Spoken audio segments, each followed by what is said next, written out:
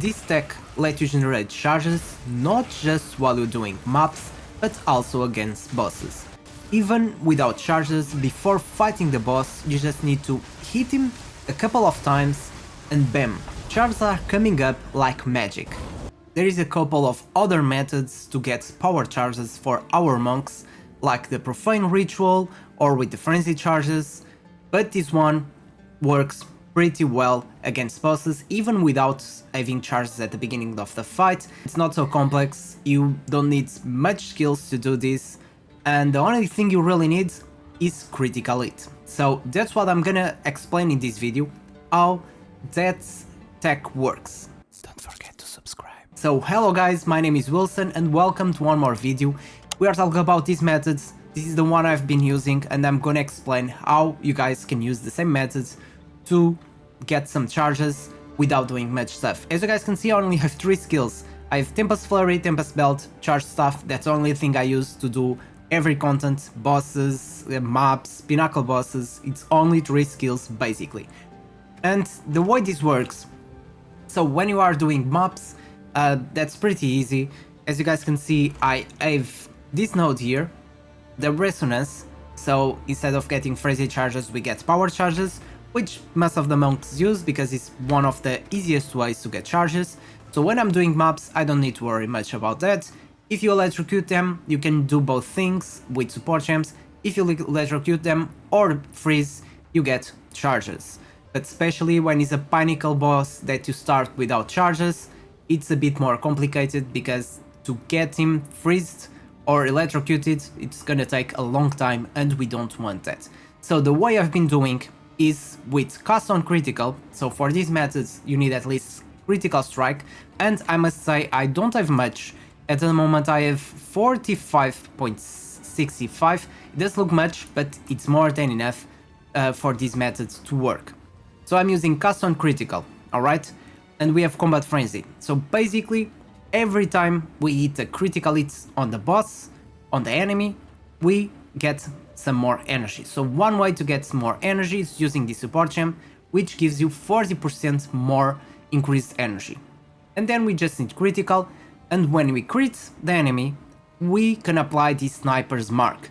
And one important thing, just remember to use gems that are a low level. So I'm using this level 7, I'm also using Eye of the Wind which is level 13, and this one is also level 7, because this will spend you a lot of mana, especially if you do a lot of critical hits.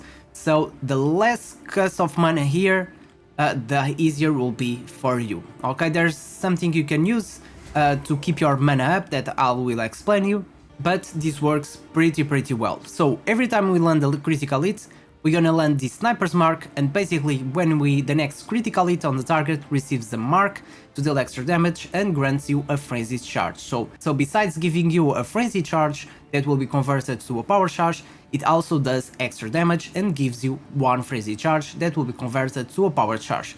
So to get more charge as well while you're fighting a boss, you can use the perfusion, alright? So with the perfusion, you'll get more 50% chance to grant an additional charge. So this way, you guys can see, it takes me just 1 second and I can get like 3-4 charges just pretty quick, and it's pretty easy to use as well. If you are lacking mana, then we can use something else. You can use mana remnants, because this one works with critical hit as well. So when we are critically hitting a shocked target, we get these mana remnants that will give us some mana, and it will help you to keep our mana up. If you are fighting a boss and you're doing too much criticals, then you can just remove Eye of the Winter and replace with a spell that is not so costly. This spell is good because it inflicts critical weakness. So with this spell, we will have 0.5 to critical hit chance and can stack up to 20 times. So instead of having 45% critical hit chance, I will have 55 with this debuff.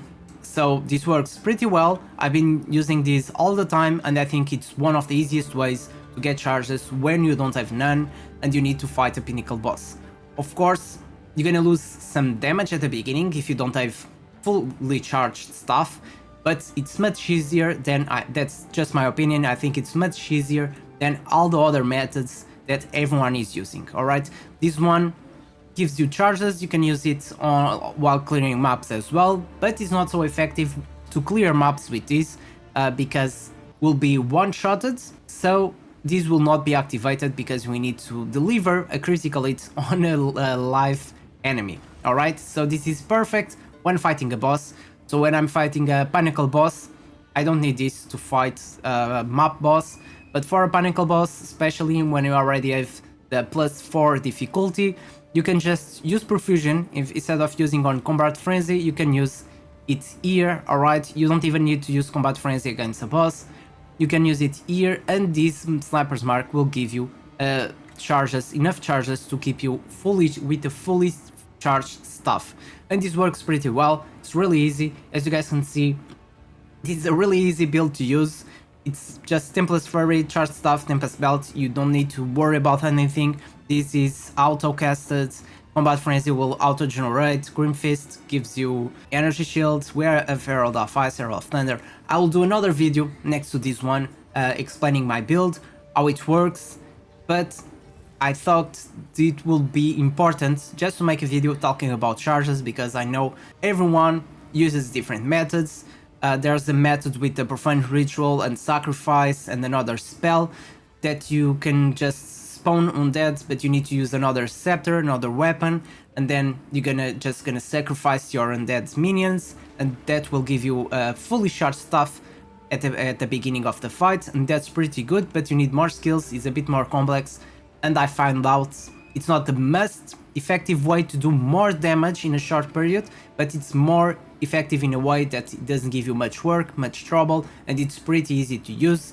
You don't need a scepter, you don't need anything else, just Sniper's Mark, and you need Critical Strike, and that's basically it. It works pretty well. So guys, comment below what you think about these methods, if you guys are using the different methods, if you think this is a good method to use, the ones already tested it. For me, it's the one I've been using all the time now, because I just find it easier to use than all the other methods that everyone is using, especially when you're fighting a pinnacle boss that you don't have any charges and you need to find a way to get those. So at the moment I think this is really one of the best ones that you can use on your monk invoker. Alright guys, hope you enjoyed this video, comment below what you think about this. Thank you so much for watching this video, and please don't forget to leave that like and subscribe to my channel, helps me a lot and keeps growing my channel. Thank you so much once again, and see you next time.